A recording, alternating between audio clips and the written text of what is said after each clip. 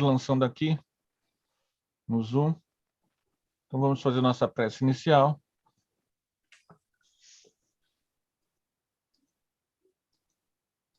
Agradecendo a Deus e a Jesus a oportunidade de estarmos mais um dia aqui estudando. Jesus, mestre amado, é com muita simplicidade que te rogamos socorro espiritual para nossos estudos e entendimentos. Diante, Jesus, da seriedade e da responsabilidade de tomar contato com esses conhecimentos e divulgá-los, pedimos, Senhor, que as suas forças do bem nos estimulem e nos inspirem a falar coisas úteis e nobres, coisas que possam nos ajudar a todos no crescimento como melhores seres humanos, de um melhor estilo de vida, com melhor pensamentos, melhor espíritas. Fica conosco, Jesus, hoje e sempre, que assim seja. Então, nós vamos ler hoje o final. A gente começa a estudar hoje o final do texto da psicografia do Dr. Bezerra de Menezes, Faculdades em Estudo, onde a gente vê o comentário de Ivone. Então, deixa eu achar aqui o livro. Alguém poderia ler para a gente?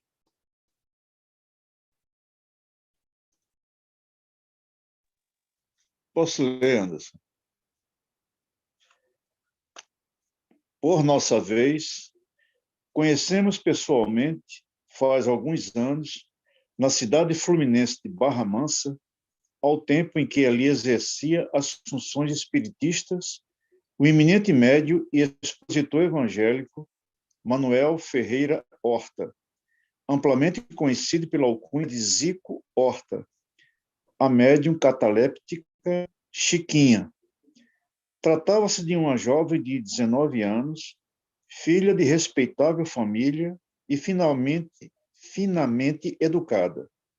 Sua faculdade apresentou-se, inicialmente, em feição de enfermidade, com longos ataques que desafiaram o tratamento médico para a cura. Observada, porém, a pedido da família e habilmente dirigida por aquele lúcido espírita, a jovem tornou-se médium de admiráveis possibilidades, com a insólita faculdade cataléptica, que lhe permitia até mesmo o fenômeno da incorporação de entidades sofredoras e ignorantes, a fim de serem esclarecidas. Em 20 minutos, a médium apresentava os variados graus de catalepsia, inclusive o estado cadavérico, após as 24 horas depois da morte, e os sintomas do início da decomposição, com as placas esverdeadas pelo corpo e o desagradável almíscar comum aos cadáveres que entram em decomposição. De outras vezes, no primeiro ou no segundo grau do transe, transmitia verbalmente o receituário que ouvia das entidades médicas desencarnadas que a assistiam, obtendo, assim, excelentes curas nos numerosos doentes que procuravam a antiga assistência espírita Bittencourt Sampaio, dirigida por Zico Horta. Narrava fatos que via no espaço, transmitia instruções de individualidades espirituais sobre diversos assuntos, penetrava o corpo humano com a visão espiritual e seus diagnósticos eram seguros, visto que os reproduzia verbalmente, ouvindo-os em espírito dos médicos espirituais. O tom da voz com que se exprimia era pausado e grave, e sua aparência física reproduzia o estado cadavérico, rigidez impressionante, algidez, arroxeamento dos tecidos carnais, inclusive as unhas, fisionomia abatida e triste, própria do cadáver, olheiras profundas. O mesmo sucedia, como é sabido, ao médium Carlos Mirabelli, que em poucos minutos atingia o grau de decomposição a ponto de as pessoas presentes às sessões em que ele trabalhasse só muito penosamente suportarem o fétido que dele se exalava, até que o transe variasse de grau em escala descendente, fazendo despertar. Ao que parece, a catalepsia aí era completa. Ambos de nada recordavam ao despertar. Uma vez de posse das indicações que aí ficam, animados sentimos a descrever nestas páginas alguns acontecimentos supranormais de que também temos sido paciente na presente vida orgânica, que o suposto leitor ajuize e por si mesmo deduza até onde poderá chegar o intricado mistério da mediunidade, porque a mediunidade ainda constitui mistério para nós outros, que apenas lhe conhecemos os efeitos surpreendentes, isto é, apenas a primeira parte dos seus estranhos poderes. Devemos declarar de início que, para a descrição dos fenômenos ocorridos conosco, usaremos o tratamento da primeira pessoa do singular, e para a primeira parte de cada capítulo, ou seja, para as análises e as exposições obtidas pelas intuições do dirigente espiritual da presente obra, Adolfo Bezerra de Menezes, usaremos o tratamento da primeira pessoa do plural, assim destacando as duas feições do presente volume.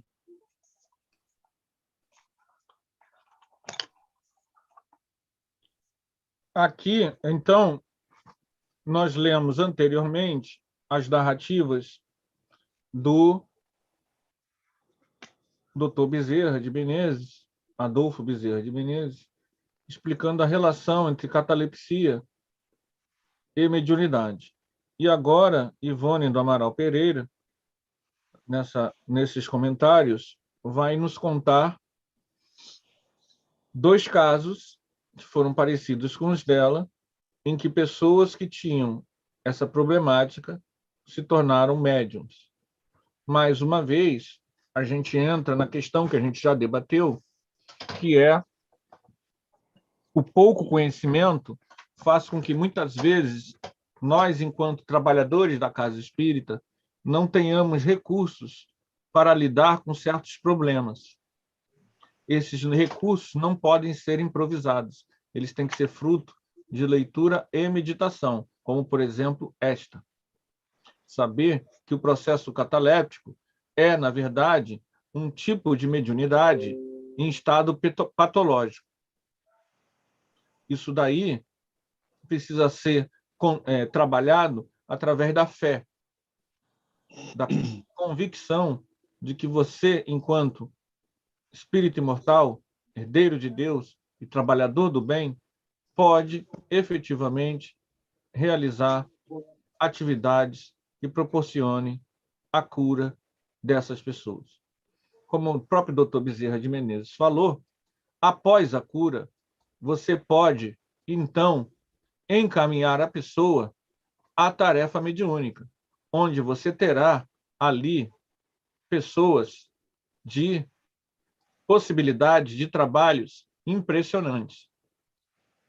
É o que nós chamamos de sonambulismo lúcido ou desdobramento. Então, o que acontece é que nós temos que ter consciência de que, primeiro, enquanto a pessoa está num estado patológico, ela não pode trabalhar. Por mais que isso seja uma promessa de excelentes trabalhos, você não. O mais importante é a saúde da pessoa. E não o fato dela poder ser uma pessoa que poderá fazer trabalhos maravilhosos. Em primeiro lugar está o ser humano. Eu digo isso porque muitas vezes o dirigente, as pessoas da casa, ficam empolgados porque sabem que a pessoa tem isso ou aquilo e acham e já querem jogar na tarefa. Não pode queimar a etapa. Uma das etapas que mais se queima é justamente essa que a gente está fazendo agora, o não estudo. Antes da pessoa vir trabalhar mediunicamente, ela tem que saber o que ela é, se ela é espírito ou não. Se você joga a pessoa na reunião mediúnica, porque ela tem potencialidades mediúnicas, mas não sabe o que ela sabe da doutrina espírita, ela muitas vezes não fica muito tempo.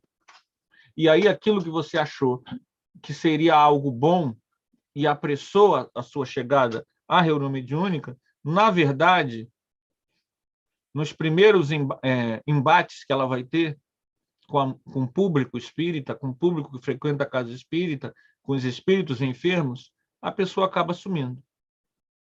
Porque ela não tinha uma base que a estruturasse em termos emocionais, espirituais, que desse a ela condições de perseverar. Porque um dos maiores desafios do trabalho espírita é a perseverança. Porque você vai ser atacado, apedrejado, você mesmo vai se ver imperfeito.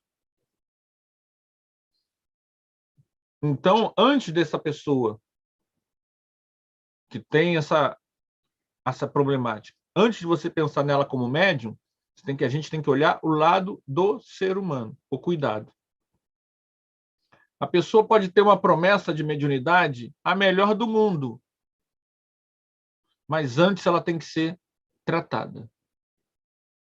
Se ela ela não deve trabalhar mediunicamente por gratidão. Eu vou trabalhar porque, como eu fiquei curada, eu vou lá. Tudo bem, ok. Mas ela deve estar consciente da responsabilidade que é servir à humanidade em nome do Cristo. Isso que é prioritário. Então, a próxima etapa, que é o trabalho, independente do fenômeno que possa vir ou não, o indivíduo tem que estar consciente da grande responsabilidade que é ser espírita, em primeiro lugar, e depois ser médium da mediunidade com Jesus. Porque aí, realmente, os fenômenos vão aumentar. E uma coisa que a gente não pode esquecer é que as vivências espirituais, elas são oportunidades de crescimento, de autoconhecimento, de serviço no bem. Mas, na medida em que você obtém sucesso, aí que vem o problema. O problema não está no trabalho, o problema está no sucesso. Por quê?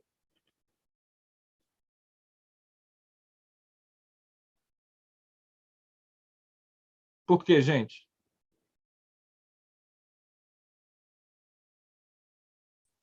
A vaidade. A vaidade do médio pode ser também atingir a vaidade do médio também. Acaba atrapalhando o trabalho. Ou o ego pode falar mais alto, né? Isso. Mas vocês falaram do final. Tem um antes, que é o seguinte: a multidão.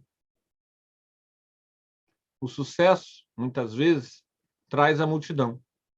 A multidão, muitas vezes, não quer evoluir. Ela quer usar. Entenderam? E a gente está ali para ser usado, para doar. Mas nós não podemos nos perder de nós. Entenderam a diferença?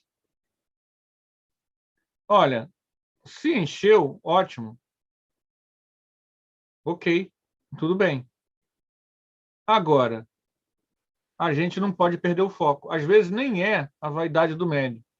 Às vezes é a ignorância da multidão que idolatra o Mas, médium. Anderson, é muito difícil, Anderson, a multidão não mexer com o ego do médium.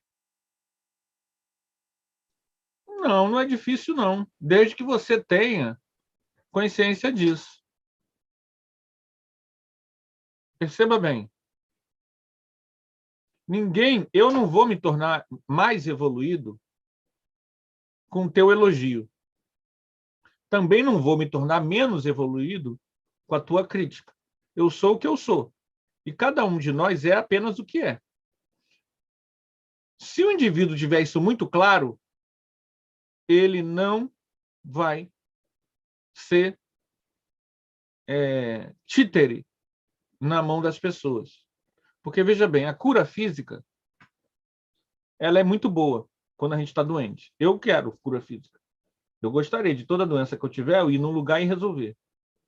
No entanto, a cura física é um estímulo para a busca do conhecimento de si, do autoconhecimento, da sensibilização do espírito, da amorização do espírito para com a humanidade. Poucas pessoas farão este trabalho.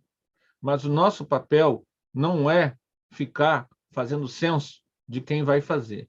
O nosso papel é servir. Mas não podemos perder a ilusão de que boa parte daquelas pessoas, aquilo ali é apenas o início de um processo de contato com essas verdades. Vai demorar 2, 3, 4, 5, 6 vidas até que aquela pessoa entenda como a gente entende. Infelizmente, é um fato. Eu sei que é chato falar isso. E se você entender isso, você vai entender que o nosso trabalho ele não é inútil. Ele é um trabalho de formiguinha a longo prazo. E é um longo prazo muito complicado, porque a longo prazo é para além dessa vida. Assim como nós, há 600 anos atrás, tínhamos bem menos entendimento e outros foram semeando até que nós pudéssemos estar aqui falando dessas coisas. Ora, espíritos fizeram isso conosco, nós estamos fazendo com terceiros. O que nós não podemos deixar é o quê? Que essas pessoas, essa multidão, que é obcecada na sua própria cura física, financeira, etc., etc., que ela nos enrede. Porque é dali, gente, o que não interessa é ela crescer e não ela me seguir. Lei de progresso coloca a gente contra qualquer tipo de guruísmo. Você não vai evoluir porque você é amiga do rei. Você pode ser o melhor amigo de Chico Xavier, melhor amigo de Divaldo Pereira Franco, melhor amigo de Jesus. Isso não te dá 1 grama de evolução. O que vai te dar evolução é o teu sentimento, é a tua caridade, é o teu amor ao próximo. Se eles te estimularam isso, ótimo para você. Agora, ter sido amigo dele, ter sido sobrinho dele, ter sido filho dele, isso não te dá evolução.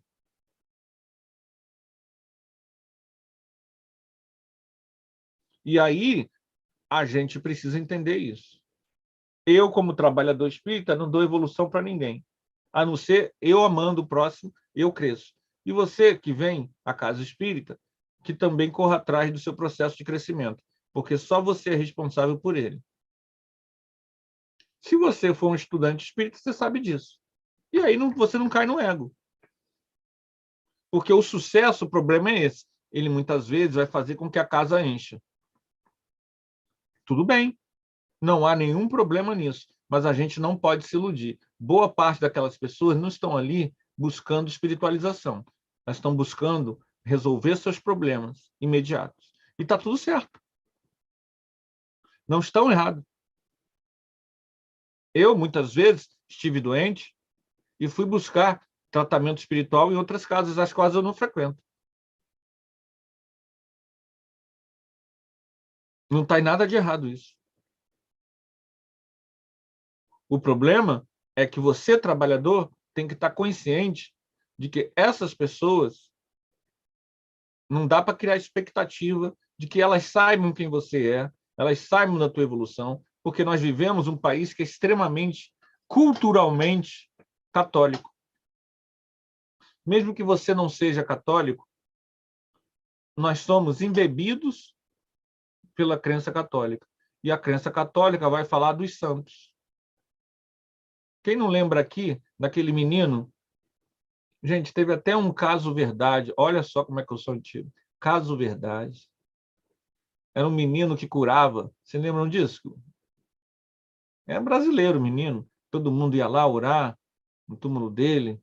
Lembram disso, gente, ou não? Alguém lembra o nome? Eu não lembro. Vocês lembram disso?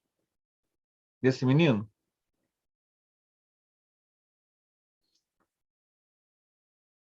Laís lembra, né? Não, Laís não, Cecília. Eu não sei se é coisa do Rio de Janeiro. Era um menino que se orava muito. Até a Rede Globo fez um caso verdade dele, passava tarde. Só não lembro o nome. Eu me lembro do caso, não me lembro o nome E se do orava garoto. muito, dizia que ele curava. Isso é a nossa cultura. E se ele curava, você vai ter gente católica indo lá, um bandista, espírita, todo mundo vai lá no cemitério orar pelo menino. É a nossa cultura. Se um médium começa a curar, a casa enche. É a nossa cultura. O que a gente não pode se iludir. Ah, que essas pessoas estão vindo aqui, estão buscando espiritualidade? Não. Elas estão buscando a cura. Estão errada? Não. Eventualmente, uma ou outra fica trabalhando. Mas eu, médium, você vê lá o Tupiara, aquilo enche. Frei Luiz, enche. O MAP, enche. São casas que realizam curas e realmente efetivam excelentes trabalhos espirituais. Excelentes. Mas aquela multidão, eu já fui nas 3 buscar saúde. Aquela multidão, mas pelo menos eu estou trabalhando, né? Eu não estou nessas casas trabalhando, mas na hora de pedir, eu só pedir, rapaz, como eu peço. Então, veja bem, aqueles trabalhadores desses locais não podem se iludir pensando que todo mundo que está ali se tornará efetivamente um trabalhador, entenderam? E a pessoa vai te elogiar, e a pessoa vai isso, e a pessoa vai aquilo. Você, trabalhador, é que tem que vigiar um enredamento. Daqui a pouco estão te chamando para comer churrasco, para participar da tua vida, para ser íntimo seu. Você que tem que vigiar isso. Não é nem ego, entende? O problema é antes. É você entender que esse é um movimento natural do ser humano. Então, essa mediunidade exuberante que o Zico Horta conseguiu fazer, ela é maravilhosa, mas não é comum.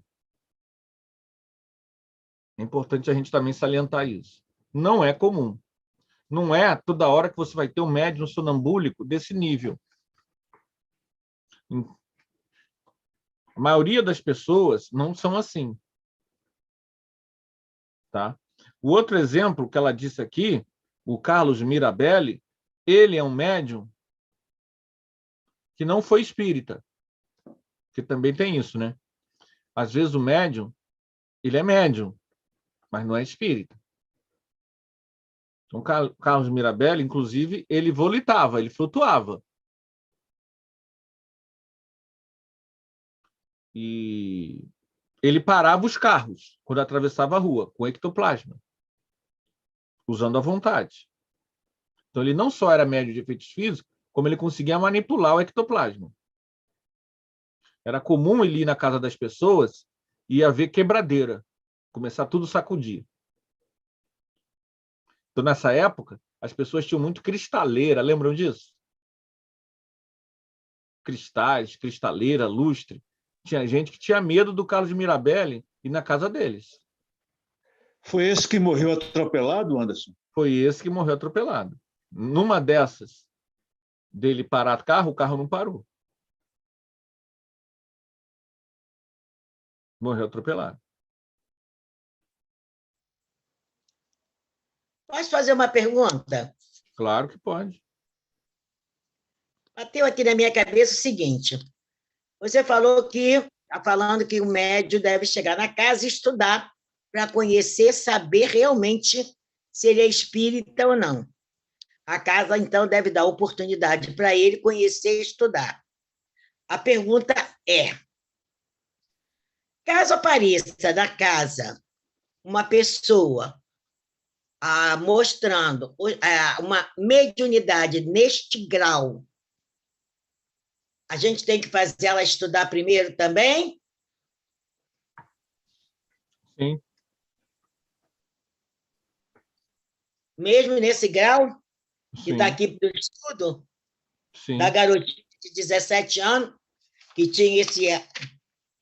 É 17 ou 19? 19 anos. sim.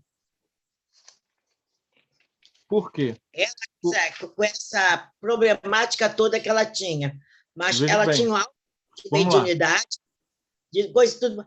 Aí você, mesmo ela chegando na casa, Sim, você detectou que ela tem esta faculdade mediúnica, sim, muito forte, muito, até curadora, sim, receitista.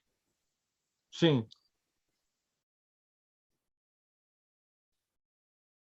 Ela chegou com problemas. Por quê? Quem tem mediunidade nesse nível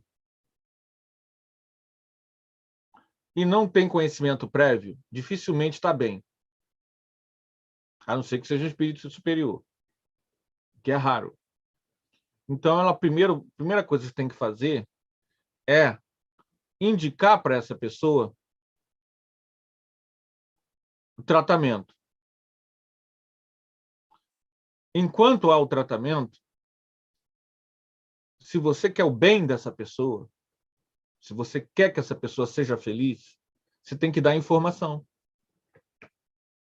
Se você não der a informação, o que é mediunidade, o que é ser médium, o que são fluidos, o que são energias, que há espíritos desencarnados, como ela deve evitar isso, como ela tem que lidar. Se você não der essa informação e joga a pessoa numa reunião mediúnica, você está sendo egoísta. Você está pensando só na satisfação de ter uma pessoa com essas potencialidades. Você não está se preocupando com a pessoa.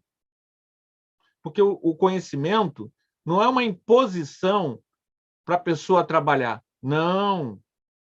O conhecimento é que vai dar à pessoa esclarecimento de quem ela é. Eu sou um espírito imortal, reencarnado. O conhecimento é para libertar ela.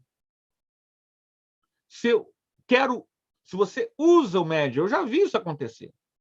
A pessoa chega, cheia de potencial, pega a pessoa, ai, amamos, grande médium, temos que trabalhar, e joga a pessoa para o trabalho. Depois, aquele mesmo que fez isso é o primeiro a querer. Essa pessoa não tem como trabalhar com ela. Por quê? Porque ele, em momento algum, ele pensou no ser humano. E o conhecimento espírita é para o resto da vida. É para a pessoa saber que ela é um espírito imortal, que Deus existe, que ela está reencarnada, que ela evolui pelo esforço dela. Então, você tem que dar o esclarecimento espiritual. Isso não tem preço. Porque eu não posso mercadejar com a mediunidade. Ah, já que você tem mediunidade, vem trabalhar conosco.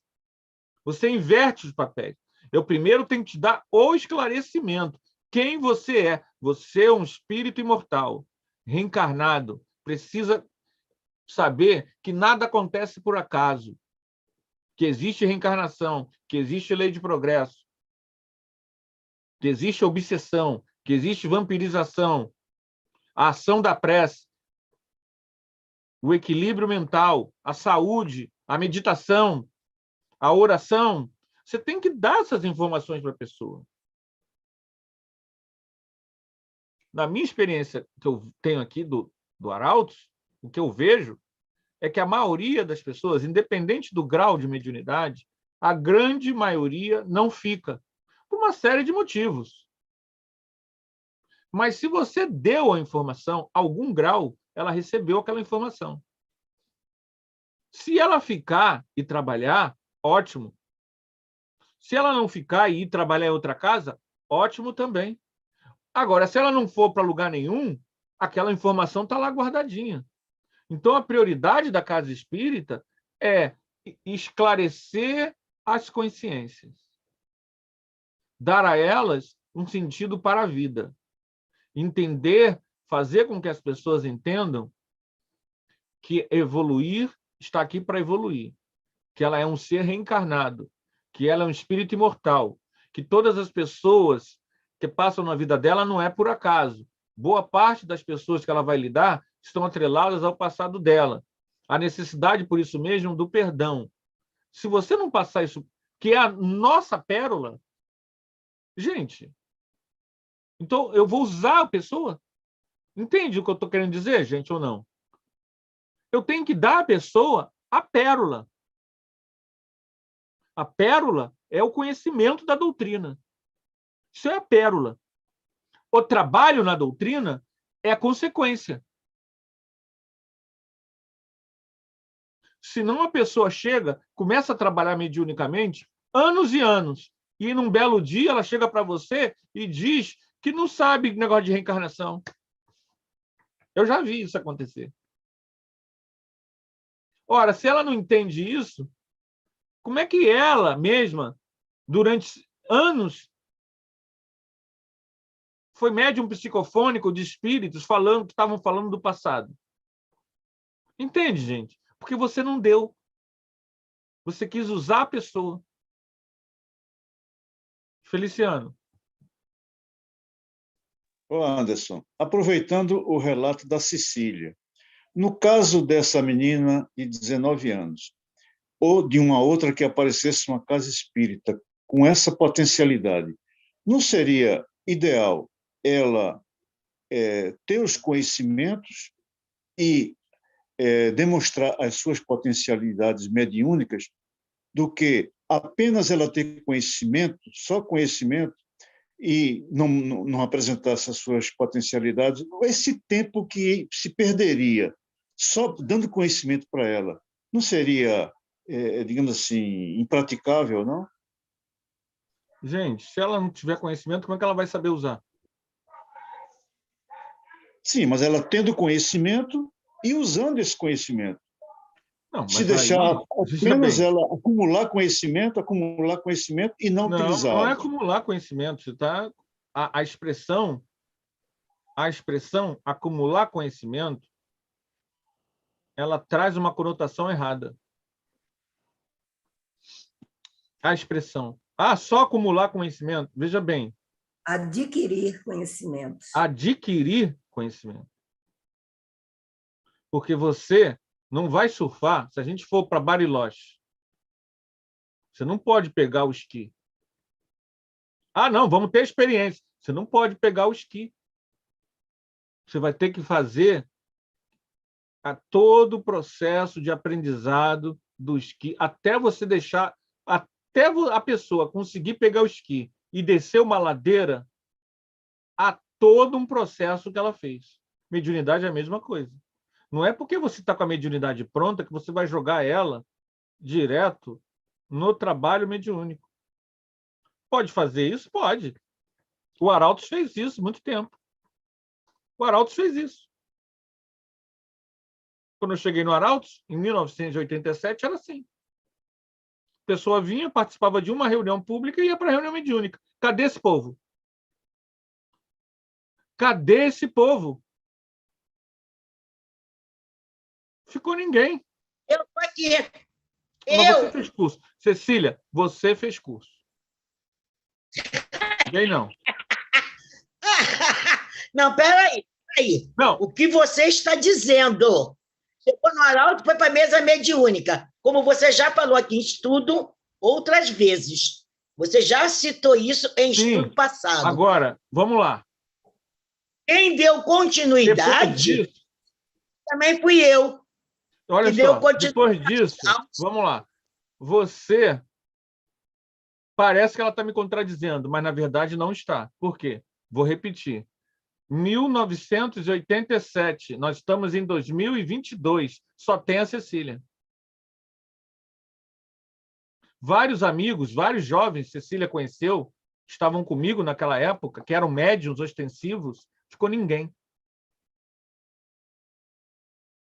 E todos foram rapidamente para a reunião mediúnica. Todos jovens. Cecília já não era exatamente uma jovem. Já era uma quarentona naquela época. Não é isso? Nós que éramos jovens, ficou ninguém.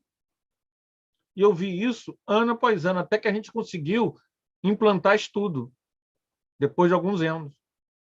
Mesmo assim, ficaram poucos. Então, eu estou dizendo para vocês, vocês estão confundindo. Gente, a gente quer mais é que a pessoa trabalhe. Mas você que é médium, você não é médium só na reunião mediúnica. Isso é um erro que a gente comete de achar que você só trabalha a mediunidade se estiver na reunião mediúnica. Não é assim. Quem é médium no ônibus, é médium durante o sono, é médium quando faz uma palestra, é médium quando está conversando com os amigos, é médium quando está num bar, é médium quando está no trabalho, quando entra no trabalho, durante o trabalho, na escola. Vai ser o conhecimento que vai dar a essa pessoa o equilíbrio para ela conviver com os diversos ambientes, sobretudo se for jovem. Vai ser o conhecimento que vai dar a esta pessoa condições dela aprender a lidar com o espírito que quer incorporar nela, por exemplo. Então, eu trabalho muitos anos na Comerge no atendimento fraterno. E cansei de ver, mais de 20 anos, cansei de ver jovens que chegavam no atendimento fraterno semi-incorporados, sem saber lidar com aquilo. Jovens de 15, 16, 17, 18, 19, adultos de 30, 40, 50 anos. Nós temos uma companheira aqui que está aqui estudando conosco, não hoje, né? Mas está conosco. Ela é oriunda da Comerge e era uma dessas. Ela acha que tem mais de 50. E ela não sabia lidar. Por quê? Por que ela, que é frequentadora antiga de casa espírita, trabalhadora antiga de casa espírita, ela só foi aprender sobre mediunidade lá na Comerge, nos estudos que eu estava dando para os jovens sobre mediunidade. Aí que ela foi pela primeira vez entender como é que é, o que ela é, como é que ela lida com isso. Por quê? Apesar dela ser médium, apesar dela frequentar a casa espírita, faltava adquirir conhecimento, não é acumular conhecimento. Então, se a casa espírita se nega a dar estudo, o que você tem? Você tem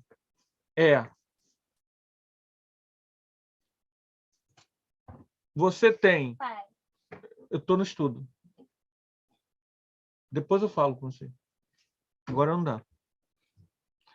A casa espírita tem que dar a orientação correta. Qual é a orientação correta? Estudar quem você é. Você é um espírito imortal. Mediunidade não é coisa fantástica. É orgânica, faz parte da vida. Aprenda a lidar em todas as circunstâncias da vida. E a pessoa vai aprender isso. Como é que você vai pegar uma pessoa que não sabe nada disso e vai jogar ela numa reunião mediúnica, gente? Isso é até maldade. A pessoa tem que saber o que ela é um espírito.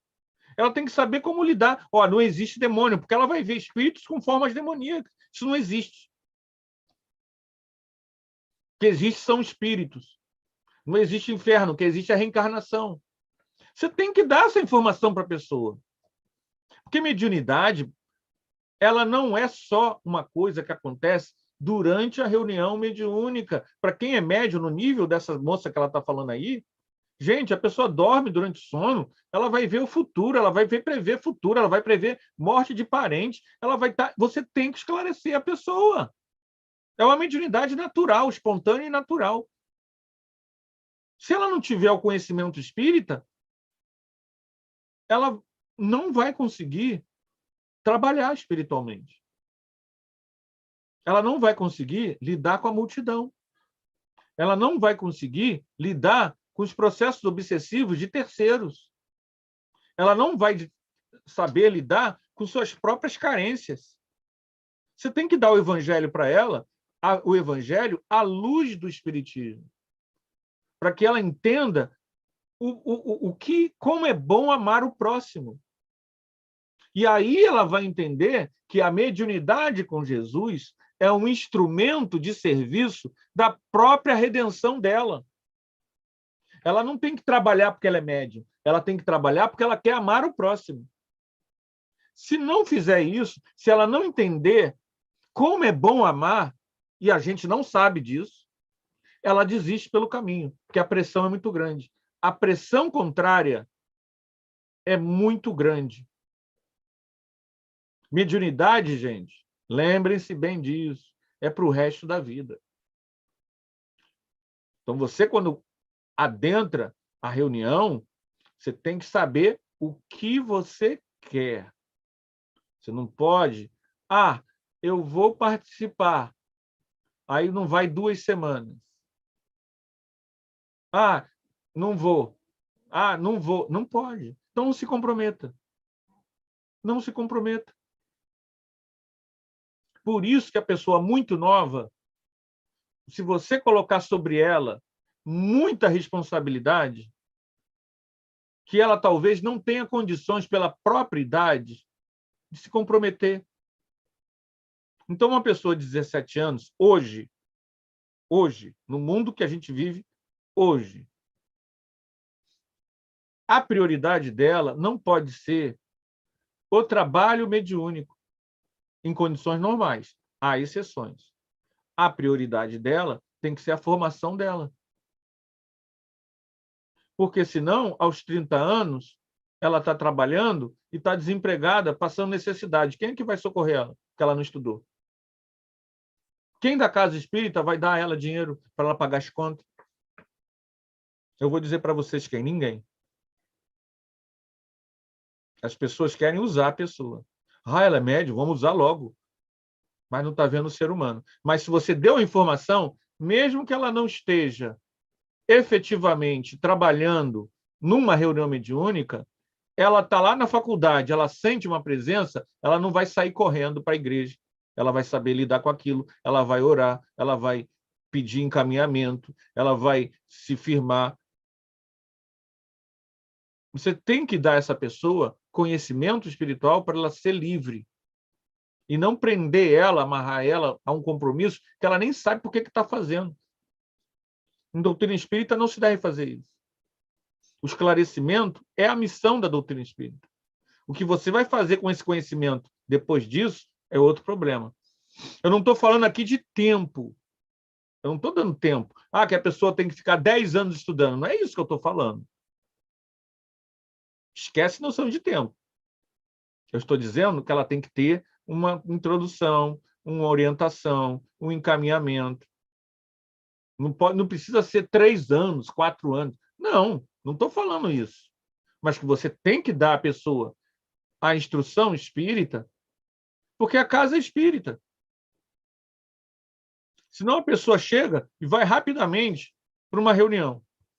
Daqui a pouco o espírito está falando que tem que trazer cristal. Aí, daqui a pouco, o espírito está dizendo que tem que ter uma cuiazinha para ele poder fazer o trabalho assim, assim, assim. Aí, daqui a pouco, o espírito está dizendo que tem que trazer um charuto, que ele tem que usar o charuto, porque é com o charuto que ele benze as pessoas. Vocês estão rindo, mas eu já vi isso. Eu já vi. Ninguém me contou. E aí, não, só posso dar o passe se eu estiver descalço. Porque o meu guia está dizendo. A pessoa não teve esclarecimento. Eu só posso dar passe se eu estalar o dedo, porque meu guia estala o dedo.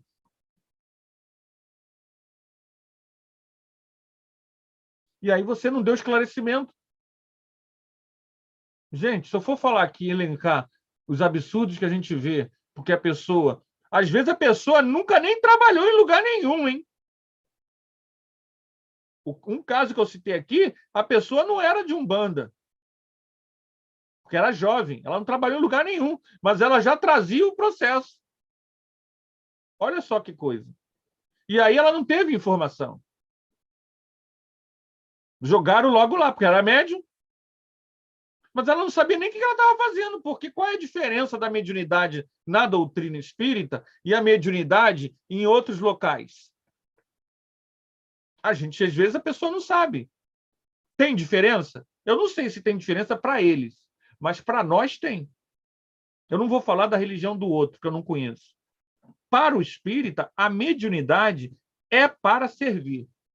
Não é ritual, não é fruto de um processo ritualístico. A mediunidade, na doutrina espírita, é para assistir as pessoas, socorrer as pessoas, esclarecer as pessoas, consolar as pessoas. E isso não é tão simples quanto parece. Jaqueline, se você não tiver conhecimento. Ô Anderson, além da pessoa de ser colocado lá numa época, né, pelos aqueles dirigentes que não esclareceram aqueles indivíduos, aí depois o tempo passa, vem outra equipe de dirigentes que começam a esclarecer um novo público que está ali, né? Só que aquela pessoa lá atrás, ela não quer estudar, ela quer continuar falando que me jogaram aqui, né? Me jogaram aqui e ninguém me instruiu. Aí, uma vez, eu perguntei para essa pessoa por que ela não estudava. Porque as oportunidades apareceram posteriormente. Naquele momento lá atrás, foi necessário, até mesmo por querer né, o fenômeno ali naquela casa espírita, naquela reunião de desobsessão, não acabar com aquela reunião, colocar ela ali. Não sabiam, né, ou não quiseram buscar, ter paciência, né, para poder aquela pessoa estudar o livro dos espíritos, o livro dos médiuns, o que for, né? Aquele conteúdo do Manuel Filomeno de Miranda, né? Não importa qual é a casa, né? Qual é o tipo de estudo que tem. Mas anos depois, essa pessoa continua batendo na mesma tecla que ela foi jogada ali. E ela não buscou educar a mediunidade dela até hoje. Exato. Entendeu? Aí você começa a entender que não é, né? Como o caso da Cecília, as outras pessoas não continuaram. A Cecília buscou o conhecimento, a Cecília buscou o esclarecimento. Então, depende muito da pessoa, né? Das oportunidades que surgiram posterior, porque foi ali. É verdade. Né? Ali para todo mundo, né? Busca quem quer. E veja bem,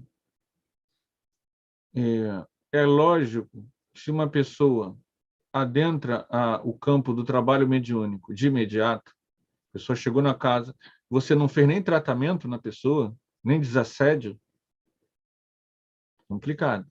Você tem que fazer o tratamento, cuidar da pessoa. A pessoa melhorou, já no processo de desassédio, já tem que dar o que é a doutrina espírita, o que é a reencarnação, o que é livre-arbítrio, lei de causa e efeito, dívida do passado, expiações e provas, arrependimento, caridade, lei do amor, o perdão. Você tem que dar essas informações. Porque, senão, a pessoa está ali apenas como uma máquina, um instrumento para outro usar. E o que é mais interessante, se você tem a mediunidade ostensiva, você vai lidar com vários tipos de espíritos. Se você não tem um esclarecimento, aqui mesmo nesse livro, a gente vai, não sei se é nesse ou se é no Devassando o Invisível, que ela vai falar o beletrista. O espírito desencarnado, ela em desdobramento, Ivone, fez uma proposta para ela. Se ela não tem um esclarecimento... É no Devassando, né? Que é o próximo livro que a gente vai estudar depois desse. Se ela não tem um esclarecimento espírita, ela cairia naquela armadilha, entre aspas, porque é uma coisa bem intencionada. O Chico Xavier, o tempo todo, as pessoas ofereciam a ele coisas. Muitas vezes ele não tinha como se livrar na hora. Depois ele dava. Se você não tiver conhecimento, a gratidão dos outros te enreda. Você fica enrolado. Você não é médium, às vezes se enrola. Não precisa nem ser médium. Então, o nosso trabalho não é proibir a pessoa de trabalhar. Não é isso. Não é isso. De forma alguma. É dar conhecimento para a pessoa trabalhar. É isso. Não é criar um abismo intransponível que a pessoa não possa exercer a mediunidade. Não, isso está errado. A casa espírita tem que dar acesso à pessoa para que ela possa exercer a mediunidade. Sim, não dá para botar, você vai fazer um estudo do Livro dos Espíritos durante 5 anos, depois o Livro dos Médiuns mais 5 anos. Não, isso daí a gente não é favorável. Não é disso que a gente está falando. É lógico que você tem que ter um meio termo aí, em que você possa dar a informação e, ao mesmo tempo, facilitar o acesso. Mas não vamos lá e vamos embora. Não, aí é brincadeira, aí está brincando. Cada casa espírita vai ter as suas soluções. O ideal é o meio termo conciliador. É você permitir dar as informações, criar um roteiro que essas informações cheguem e encaminhar a pessoa pouco a pouco, sobretudo, inicialmente, lá depois dela já ser espírita, dela saber o que é a doutrina espírita, dela saber o que é a mediunidade, inserir ela no passe. E, a partir daí, vendo o desempenho dela, sobretudo quando é jovem, muito jovem, ver se ela aguenta. Mais outra etapa, mais outra, mais outra. Agora, você pega a pessoa, é sonambúlica, não sei o que, faz isso, aquilo, já joga, sem conhecimento nenhum, você não está ajudando essa pessoa. Isso não é ajuda. Pode parecer que é, mas não é. Você está usando a pessoa para os seus próprios interesses. O interesse da curiosidade, de viver o fenômeno, de querer usufruir da mediunidade dos outros, quando isso não existe. O médium ele tem que crescer espiritualmente enquanto indivíduo, enquanto ser humano. Ser feliz. A gente tem que conhecer que a catalepsia tem na sua raiz o sonambulismo, processo sonambúlico, da mediunidade sonambúlica, para que a gente possa orientar essas pessoas quando elas chegarem na casa espírita. É o que o Dr. Bezerra falou. Ok, gente? Alguma questão sobre isso? Podemos seguir? Cecília? Feliciano? Não, tranquilo. Então, vamos lá. Capítulo 2. Faculdade nativa.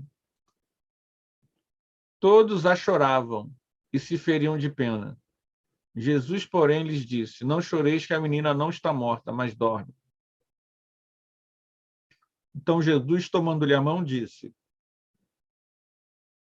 em alta voz, Talita cumi. Menina, desperta. Então sua alma tornou ao corpo e ela se levantou logo. E Jesus mandou que lhe desse de comer.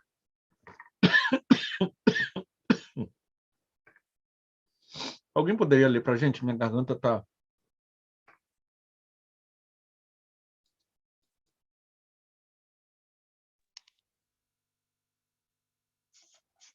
Na letargia.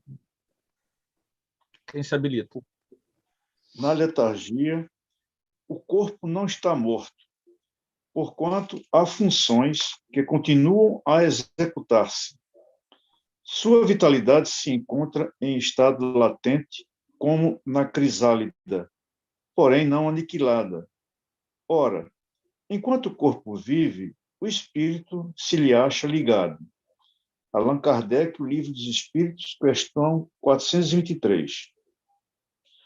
Em um livro de memórias que nossos dirigentes espirituais nos aconselharam escrever, existem as seguintes páginas, que dali extraímos para o presente volume, oferecendo-as à meditação do leitor, pois jamais devemos desprezar fatos autênticos que atestem a verdade espírita.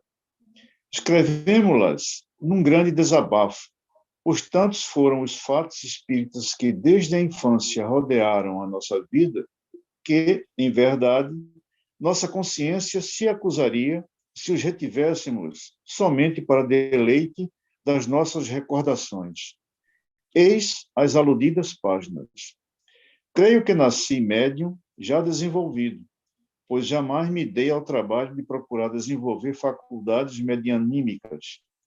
Algumas faculdades se apresentaram ainda em minha primeira infância: a vidência, a audição e o próprio desdobramento em corpo astral, com o curioso fenômeno da morte aparente. Creio mesmo, e o leitor ajuizará, que o primeiro grande fenômeno mediúnico ocorrido comigo se verificou quando eu estava apenas com 29 dias de existência. Tendo vindo ao mundo na noite de Natal, 24 de dezembro a 23 de janeiro, durante um súbito acesso de tosse, em que sobreveio sufocação, fiquei como morta. Tudo indica que, em existência pretérita, eu morrera afogada por suicídio, e aquela sufocação, no primeiro mês do meu nascimento, nada mais seria que um dos muitos complexos que acompanham o espírito suicida, mesmo quando reencarnado, reminiscências mentais e vibratórias que o traumatizam por períodos longos comumente. Durante 6 horas consecutivas, permaneci com rigidez cadavérica, o corpo arroxeado, a fisionomia abatida e macilenta do cadáver, os olhos aprofundados, o nariz afilado, a boca cerrada e o queixo endurecido, enregelada, sem respiração e sem pulso. O único médico da localidade, pequena cidade do sul do estado do Rio de Janeiro, hoje denominada Rio das Flores, mas então chamada Santa Teresa de Valença, o único médico e o farmacêutico, examinando-me, constataram a morte súbita por sufocação, a falta de outra causa-mortis mais lógica. A certidão de óbito foi, portanto, legalmente passada. Minha avó e minhas tias trataram de me amortalhar para o sepultamento, à tarde, pois o óbito ocorrera pela manhã, bem cedo.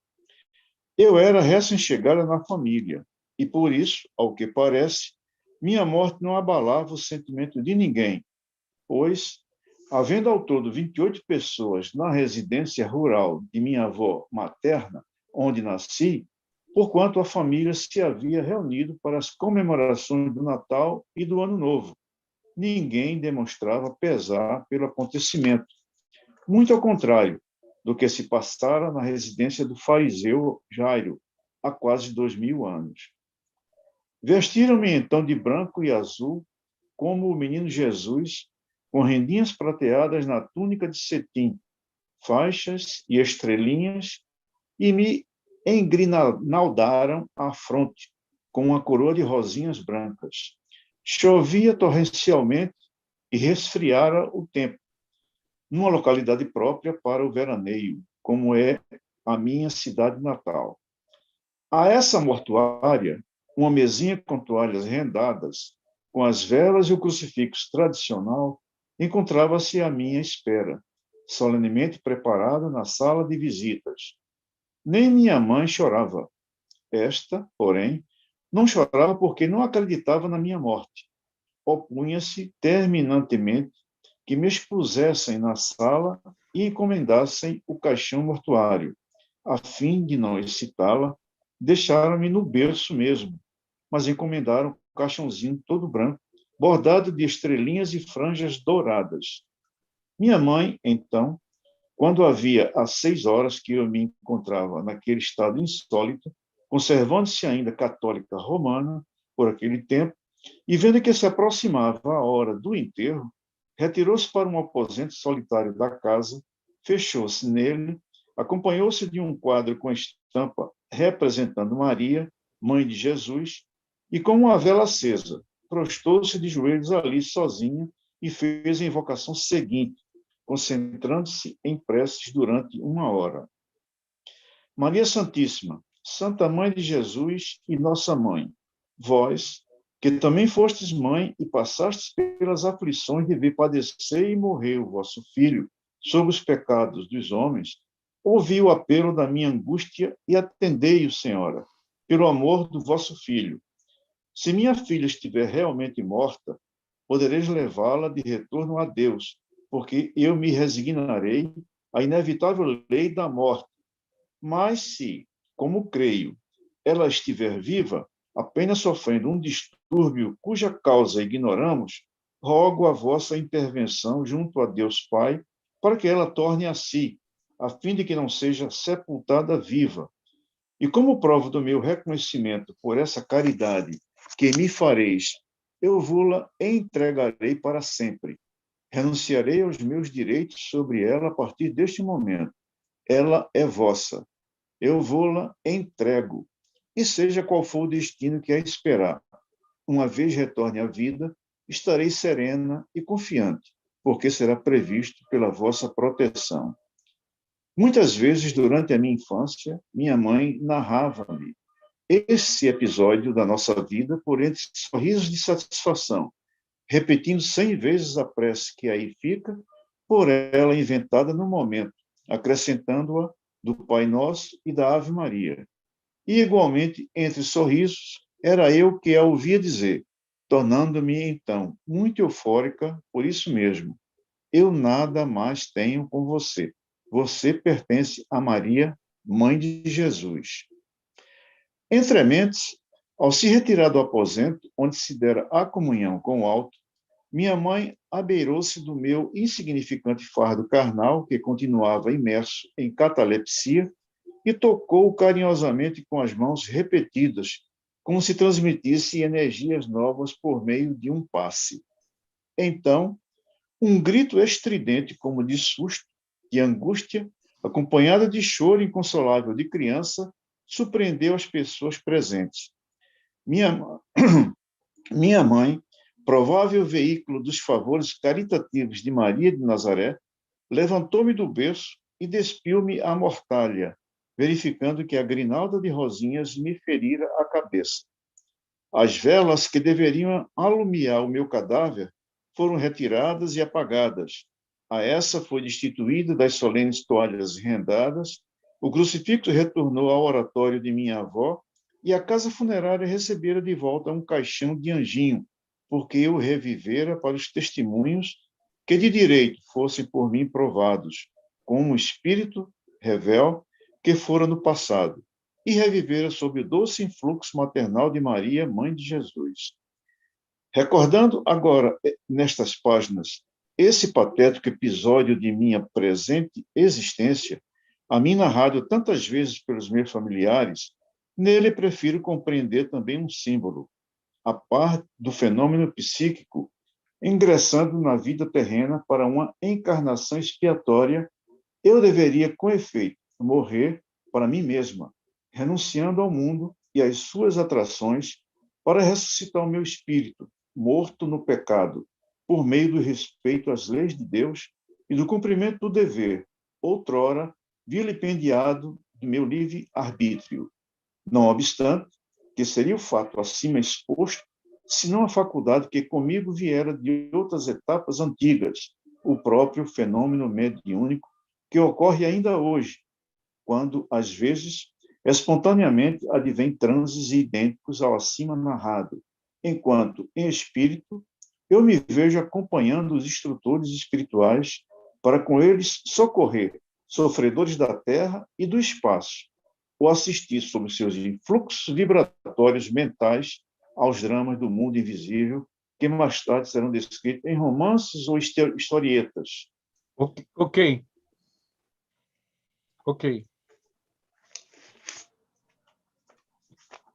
Então, aqui ela narra, Ivone do Amaral Pereira, narra para nós a experiência que fez ela colocar todo esse texto sobre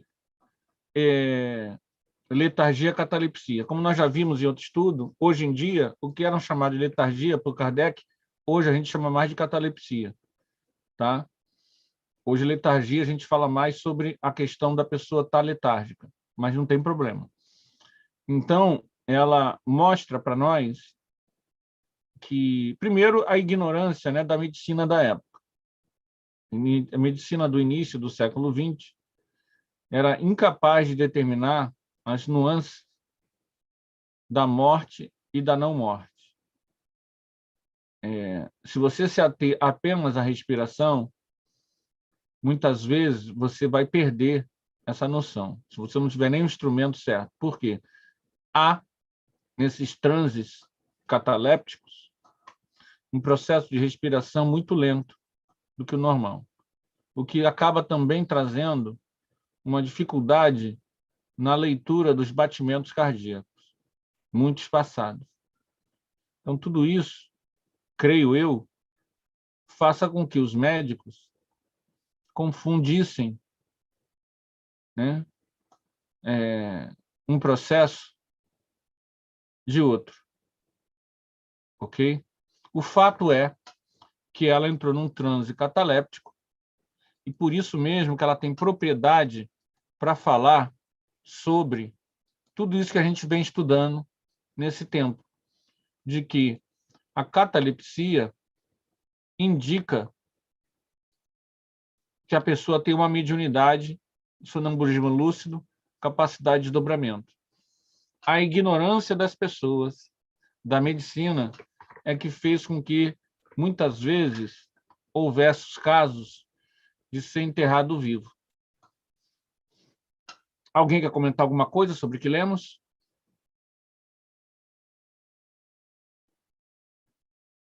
Wellington, quer comentar alguma coisa? Cecília, Feliciano, Jaqueline? Não. Laís? Nenhuma questão? Se tiver alguém na internet, podem escrever aí, gente. À vontade que a gente lê.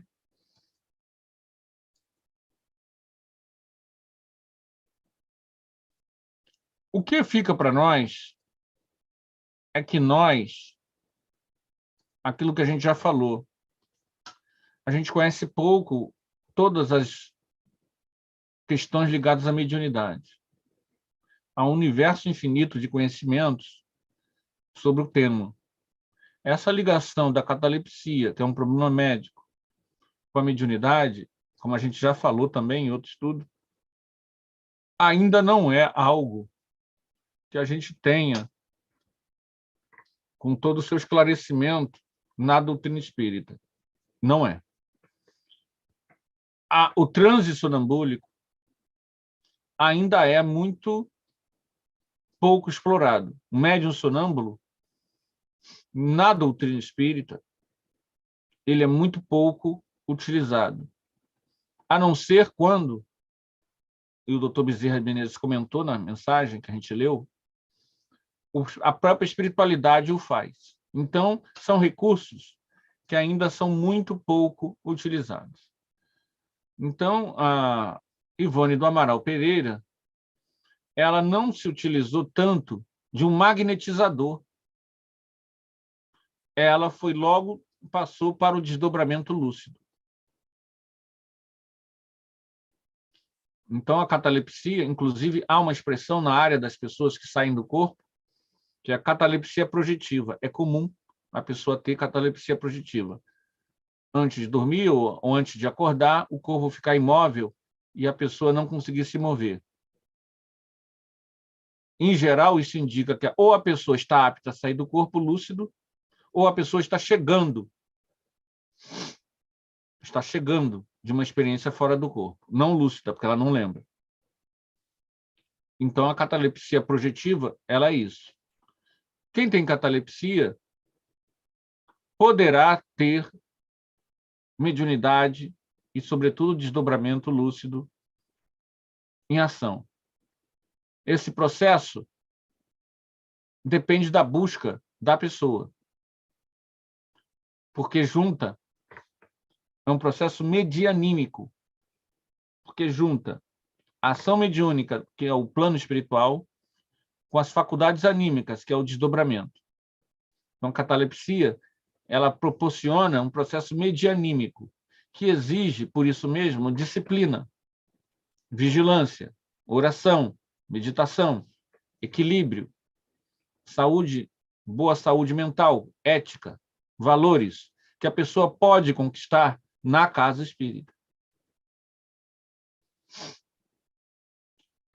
Então, você consegue, se o centro espírita for sério, realizar isso. Há pessoas, como a própria Ivone, que conseguem fazer isso sem precisar, porque o desdobramento você muitas vezes faz à noite, na sua casa, durante o sono. Então, há todo um trabalho que a pessoa desenvolve e que é comum no Brasil e fora do Brasil, no mundo todo. Como a gente falou semana passada, há escolas que trabalham muito nisso, e a pessoa vai trabalhar a partir dela com os mentores. A gente tem que falar isso tudo porque isso existe. Tá? Então, o que mais? A coincidência, a pergunta que vocês não fizeram, teria ela morrido se a mãe não tivesse orado? Essa é uma questão que eu vou dizer para vocês que não sei. Eu acho que não. Mas saber a gente não sabe. Eu acredito que não. Que foi mais isso aí que ela falou, um processo simbólico dela saber da necessidade da morte para certas coisas. Para ela, no caso específico dela. Ok? Ela tomou essa consciência para ela. Não é que todo médium tem que abrir mão de tudo na vida. Não é isso.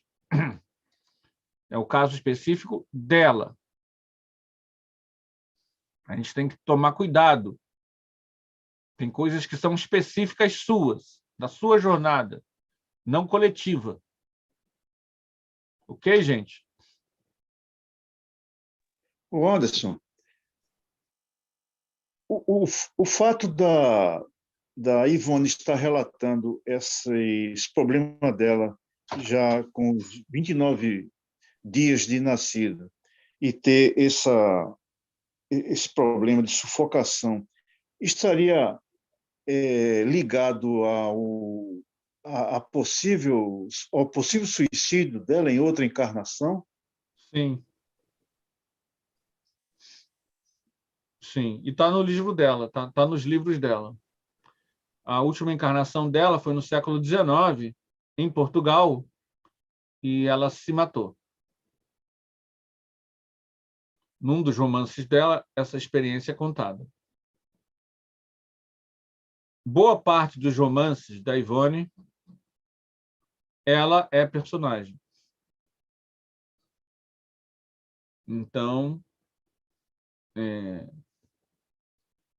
ela é uma das personagens principais, inclusive.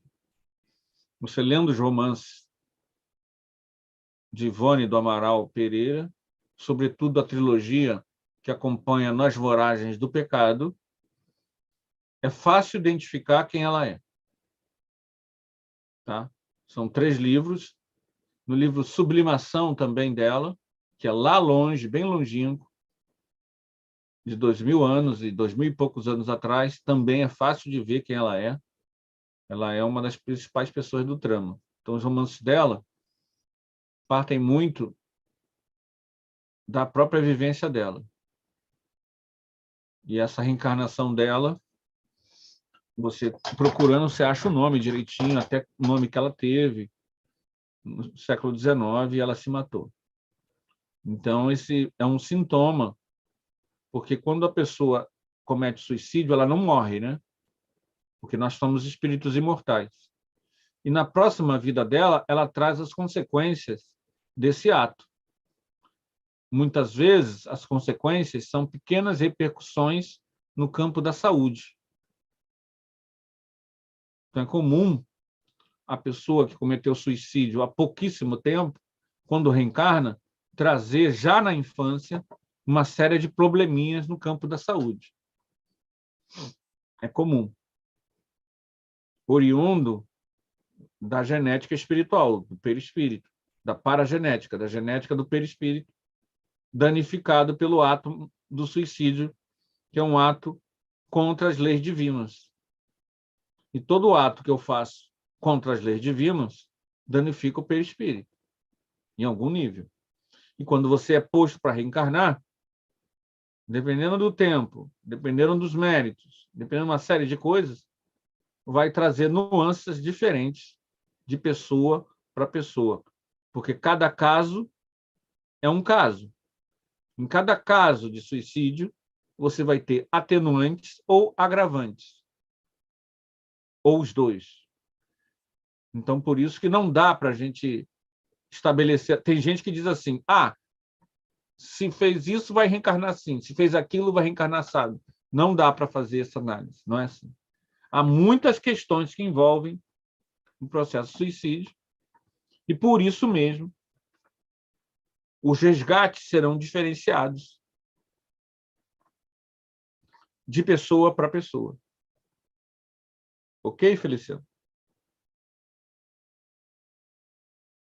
Ok. O que mais, gente? Estamos chegando no final já. Jaqueline, quer comentar alguma coisa? Ô, Maria? Anderson, aqui nessa parte não só a oração da mãe, né, que a gente não vai saber se foi isso que ajudou, né, ela a retornar à vida, mas a mãe também não acreditava na morte da filha. A mãe É sentia que verdade. ela não estava morta. Né? Ali no interior da mãe ali dizia que ela não estava morta. É verdade. Ela estava forte intuição, que já poderia ser uma influência mediúnica, Isso, né? Dos mentores, ela não está morta. ela não está morta. Porque Ela sentia que a filha não estava morta. muitas vezes, o médium ele é tomado de forte convicção. E essa forte convicção, que a gente pode chamar de mediunidade, agora o nome sumiu, é intuitiva, né? Impressiva ou intuitiva, às vezes o médium não vê nem ouve, mas ele tem a convicção daquilo, e aquilo é mediúnico. Pode ter sido isso que a mãe teve. Na Comerge, uma vez, uma jovem, ela várias vezes ia no atendimento fraterno. 19 anos. 18, 19 anos. Várias vezes ela ia no atendimento fraterno. Até que a trabalhadora do atendimento fraterno, ela teve uma forte intuição e falou, já sei que você tem. Você está sentindo falta do espírito, porque você e seu namorado incorporam o espírito fulano e o espírito ciclano e vão para um motel. Gente, eu nunca tinha visto assim, a menina ficou toda sem graça. Gente, eu nunca nem tinha ouvido falar disso, de que pessoas se incorporariam, os dois médiuns, namorados, incorporavam o seu fulano e dona ciclana e iam para o hotel ter relações. Jovem, a casa espírita que eles frequentavam, eles eram crianças, é uma casa espírita que faz evangelização de crianças carentes. Entenderam? Mas não tem mediunidade. É dentro de uma comunidade específica. Não tem mediunidade na casa espírita, é só trabalho de evangelização. Então, eu acho que nem os evangelizadores tinham ideia de que ela já estava toda avançadinha na mediunidade, nesse nível. E aí, a companheira, ela, na lata, ela falou tudinho que estava acontecendo. Está acontecendo isso, isso, isso, isso. A menina ficou completamente sem graça.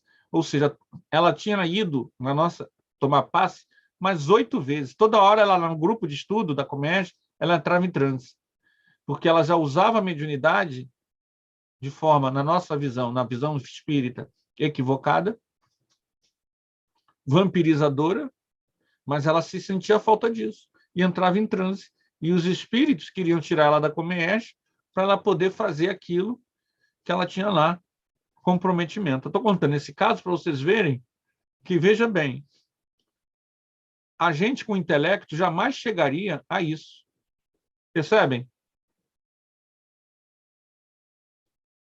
É intuitivo. Os mentores chegaram e disseram para ela, ó, é isso, isso, isso, isso. Ela foi e falou na lata da pessoa, ó, eu já sei o que está acontecendo contigo. É isso, isso, isso, isso, isso. Eu nunca nem tinha ouvido falar disso. A gente estuda, estuda, estuda, e eu nunca tinha ouvido de alguém poder pensar em fazer isso. Estão entendendo? Vocês aí, nossas que já foram da Curimba, já ouviram falar disso? Eu nunca tinha ouvido falar disso. Nunca ouvi falar nisso. Exatamente. Nunca Então, ouvi falar vocês nisso. vejam, para a pessoa do nada, a maioria de nós espíritas nunca ouviu falar disso. Pessoa do nada jogar essa, eu já sei o que está acontecendo contigo. É isso, isso, isso, isso, isso, porque você vai no hotel incorporada com seu namorado, assim, assim, assim, assado. Vocês estão sentindo falta disso, você, namorado e os espíritos. Isso é mediunidade com Jesus. Ela estava envolvida pelo mentor espiritual e o mentor falou para... E ela ficou, é verdade, é verdade. Mal sabe ela o mal que ela está fazendo a si mesma. E aí, essa moça, se ela vai à casa espírita, ela é médium. Não pode jogar ela na reunião. Você tem que levar ela ao esclarecimento para ela poder se evangelizar, para ela saber o que é certo e o que é errado. Entenderam a diferença? Voltando àquele tema inicial. Ela tem que saber o que é certo e o que é errado, porque essas pessoas não sabem. Ela tem que saber o que é vampirização, o que é obsessão, o que é manipulação dos espíritos enfermos. Não basta ser médium. Tem que ter informação. Ela precisa... Médium ela já é. Ela precisa do quê? Da educação espiritual. Para que, a partir daí, independente dela trabalhar ou não, mediunicamente, numa casa espírita, ela possa ter uma conduta que não a prejudique mentalmente e psiquicamente. Porque pode haver um processo de vampirização a longo prazo, pode trazer uma série de problemas psiquiátricos. Manias, medos. O processo de vampirização a longo prazo pode trazer problemas graves na área da saúde e também na área da psique. Não é uma brincadeira. Não é algo que se brinque. Porque eles estão vampirizando a pessoa. Então, você tem que curar a pessoa, a alma que está doente, que faz isso. Né? Ok, gente. Agradecemos aí a presença de todos. O nosso querido orador, Renato Mairink, deu um olá lá. Não sei se ele ficou até o final. Se ficou, Renato, obrigado aí pela tua presença. Nós não somos donos da verdade, mas estamos aqui tentando estudar um pouquinho e convidamos a todos a estarem conosco semana que vem, nossos companheiros aí do YouTube, tá bom? Vamos pedir aí a Jaqueline fazer nossa prece final. Pode ser, Jaqueline? Vamos agradecer por mais essa tarde de estudo, agradecer a nossa falange espiritual, da nossa casa espírita,